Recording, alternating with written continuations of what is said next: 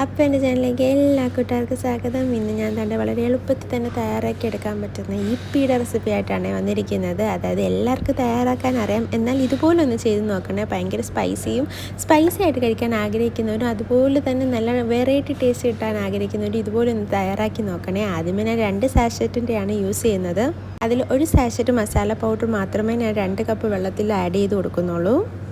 ഇനി നന്നായിട്ടൊന്ന് ഇളക്കി കൊടുത്തതിന് ശേഷം നമുക്കൊന്ന് വേവിച്ചെടുക്കണം. ഒരുപാട് അങ്ങ് ഡ്രൈ ആക്കണ്ട കേട്ടോ, നമുക്ക് കുറച്ച് ഗ്രേവിയുള്ള രീതിയിൽ വേവിച്ചെടുത്താൽ മതി. അപ്പോൾ ഈ സമയം നമുക്ക് ഇതിനുള്ള മസാലസ് റെഡിയാക്കി എടുക്കാം. അപ്പം ഒരുപാട് നേരം ഇരിക്കുമ്പോഴത്തേക്കും ഇത് വെള്ളം പിടിച്ച് നല്ല ഡ്രൈ ആയിട്ട് പോവേ. അതുകൊണ്ടാണ് പറയുന്നത് കുറച്ച് വെള്ളം ആകുമ്പോഴത്തേക്കും നമുക്കൊന്ന് ഓഫ് ചെയ്ത് കൊടുക്കണം. അതിനനുസരിച്ച് നമ്മൾ വെള്ളം ആഡ് ചെയ്ത് കൊടുക്കണം. 2 കപ്പ് ഒഴിച്ചാൽ മാത്രം മതിയാവും 2 സാഷറ്റൊക്കെ കേട്ടോ. ഇനി താണ്ട് വേറൊരു അടുപ്പിലേക്ക് എണ്ണ ചൂടായതിന് ശേഷം അതിലേക്ക് കുറച്ച് ചെറുതായിട്ട് അരിഞ്ഞ സവാളയും ഒരു 2 പച്ചമുളകും കൂടി ആഡ് ചെയ്ത് കൊടുക്കണേ. പിന്നെ അതിനാവശ്യത്തിന് ഉപ്പും കൂടി ഇട്ടിട്ട് നന്നായിട്ടൊന്ന് വഴറ്റിയെടുക്കണം. നന്നായിട്ട് വഴറ്റി വന്നതിന് ശേഷം അതിലേക്ക് കുറച്ച് മഞ്ഞൾപ്പൊടിയും പിന്നെ ഇഷ്ടത്തിനുള്ള മസാലയൊക്കെ ചേർത്ത് കൊടുക്കാം കേട്ടോ. ഇവിടെ ഇച്ചിരി സ്പൈസി ആയതുകൊണ്ട് തന്നെ ഞാൻ പെപ്പറും കൂടി ആഡ് ചെയ്യുന്നുണ്ട്. പിന്നെ കുറച്ച് പെരിഞ്ചീരകവും മസാലപ്പൊടിയും പിന്നെ കുറച്ച് മല്ലിപ്പൊടിയും കൂടി ആഡ് ചെയ്ത് കൊടുക്കുന്നുണ്ട്.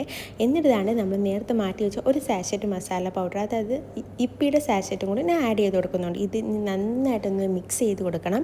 മിക്സ് ആയിട്ട് വരുമ്പോഴത്തേക്ക് അതിലേക്ക് ഒരു ചെറിയ കൈ ടൊമാറ്റോയും കൂടി ആഡ് ചെയ്ത് കൊടുക്കുന്നുണ്ട്, ചെറുതായിട്ട് അരിഞ്ഞത്. അപ്പോൾ ഇതെല്ലാം നന്നായിട്ടൊന്ന് വഴഞ്ഞ് വരുമ്പോഴത്തേക്കും നമുക്കിതിലേക്ക് 2 മുട്ട ആഡ് ചെയ്ത് കൊടുക്കാം കേട്ടോ. 2 മുട്ട ബീറ്റൻ ചെയ്തത് നമുക്ക് ആഡ് ചെയ്ത് കൊടുത്തിട്ട് നന്നായിട്ടൊന്ന് ചിക്കി എടുക്കണം.